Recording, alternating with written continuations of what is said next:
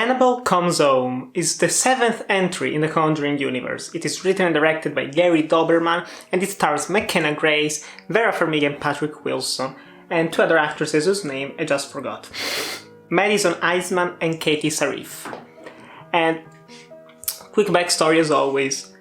I love the first 2 Conjuring films. They're some of my favorite horror movies. They helped me understand the genre a little bit more and discover some of the older classics back in the day.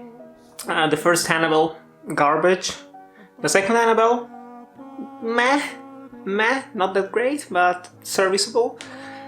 The Nun, boring as hell. And Curse of La Llorona, I ain't seen it yet. And I probably will see it in a few months when it's out on DVD, probably. But now we got Annabelle Comes Home, and I was not looking forward to watch this film. I was actually going to skip it, but a couple of people that I follow, they were saying, yeah, it's actually worth a watch, honestly. I said, alright, let's do this. And the first interesting thing is that this is called Annabelle Comes Home. That is a clever title, because it both means that, yeah, you know what you're gonna get Annabelle, but she's coming home. And to me, home with the Conjuring Universe is the good old times of Ed and Lorraine Warren, of their house, of their hauntings, and this is what you get.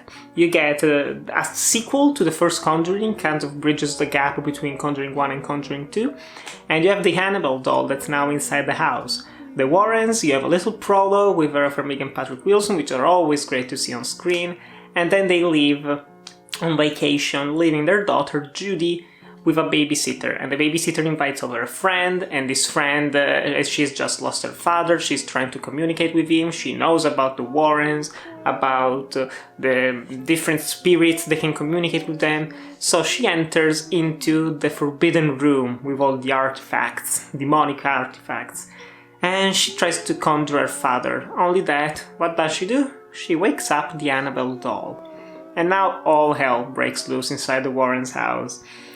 And I have to say, the main problem that I've always had with those spin-offs of the Conjuring movies is that the singular characters were great in the context of the movies they were featured in, both Annabelle and the Nun, but in their solo films they're just lame, boring. They always use the same type of scares, of tension building that just gets stale after a while.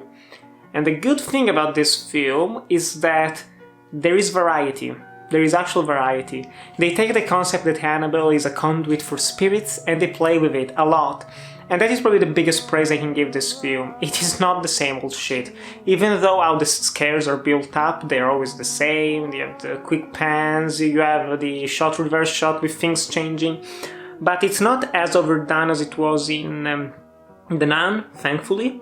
And plus there is a lot of variety also with the spirits, because rather than just having the Annabelle doll, which is also used for laugh, like the actual prop, you see it pop up in the house at random times and everyone's laughing in the audience. It was very weird. But you also get other new ghosts that hopefully don't get their own spin-offs, hopefully, but some of them probably will. But you got like a possessed bridal dress, you've got a Sharon-like ferryman from the dead, you've got a haunted television set that can see the future, you've got Onya inside a samurai armor.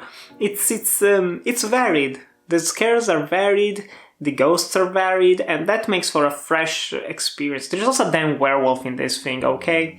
So that was good. The other thing, likable characters. First of all, Mckenna Grace outacts everyone in this film, and she was really solid. She's shown that she's really, really promising young actress. She was great also in Haunting of Hill House.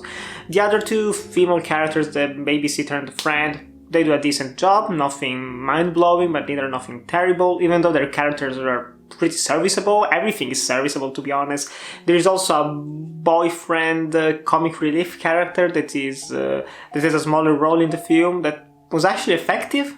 Like, it was decent comic relief, not annoying, not forced. It worked, everyone was laughing, surprisingly enough.